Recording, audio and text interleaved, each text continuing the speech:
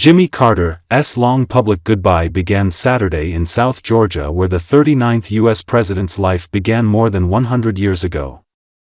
A motorcade with Carter's flag-draped casket began at the Phoebe Sumter Medical Center in Americus, where former Secret Service agents who protected the former president served as pallbearers and walked alongside the hearse as it left the campus. The Carter family, including the former president's 4 children and many grandchildren and great-grandchildren, are accompanying their patriarch in a procession that will take his remains through his beloved hometown of Plains and past his boyhood home on its way to Atlanta.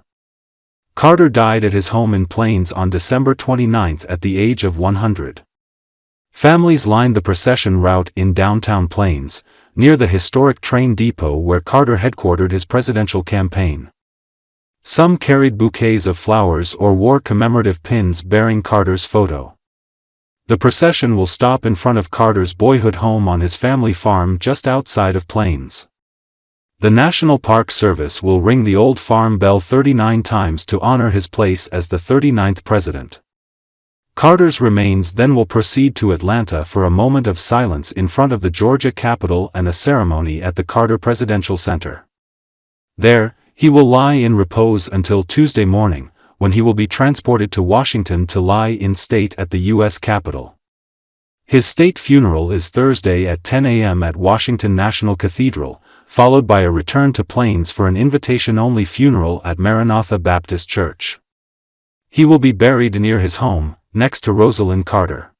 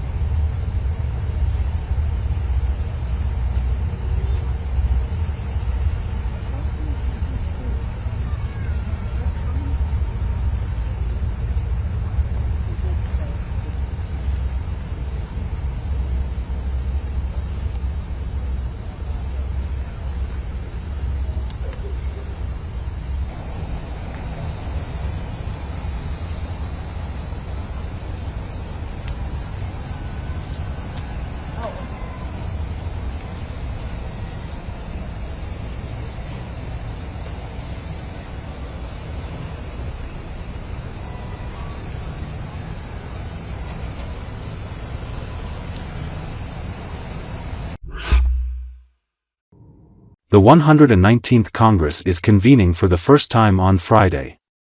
Vice President Kamala Harris, who also serves as president of the Senate, swore in incoming senators. Republicans hold the majority in the Senate after sweeping to victory in November's election. Meanwhile, in the House, Speaker Mike Johnson was fighting for his political life, again. While the Louisiana Republican has the support of President-elect Donald Trump, it will be House Republicans who will decide whether to re-elect him to his post as Speaker of the House. Far-right Republicans have at times grown frustrated with Johnson's leadership and are prone to demanding concessions when their votes become essential.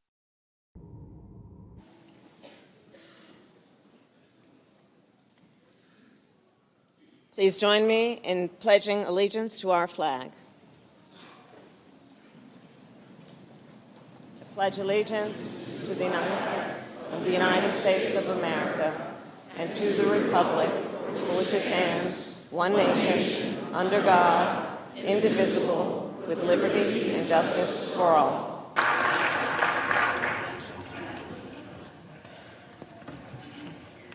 The chair lays before the Senate the certificates of the election of 32 senators elected for 6-year terms beginning on January 3rd, 2025. All certificates, the chair is advised, are in the form suggested by the Senate or contain all the essential requirements of the form suggested by the Senate. If there be no objection, the reading of the certificates will be waived and they will be printed in full in the record. If the senators to be sworn will now present themselves at the desk in groups of 4, as their names are called in alphabetical order, the chair will administer their oaths of office. The clerk will read the names of the first group. Ms. Alsobrooks, Ms. Baldwin, Mr. Banks, Mr. Barrasso.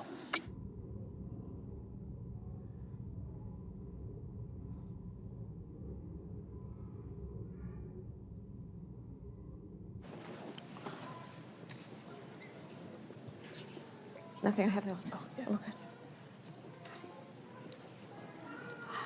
Look who's here. Hi. Okay. The gang's all here. The gang is all here. Everyone. Okay. Kamala. Yes, Hello, Barbara. hello. I'm very happy to see I just you. want to say your name properly in the Senate. I thank you. Raise your right hand. Do you solemnly swear that you will support and defend the Constitution of the United States against all enemies, foreign and domestic? That you will bear true faith and allegiance to the same, that you take this obligation freely, without any mental reservation or purpose of evasion, and that you will well and faithfully discharge the duties of the office upon which you are about to enter, so help you God. I do. Congratulations, Senators.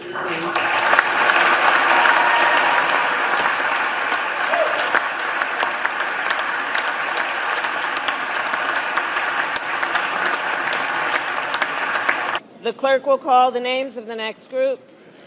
Mrs. Gillibrand, Mr. Hawley, Mr. Heinrich, Ms. Hirono.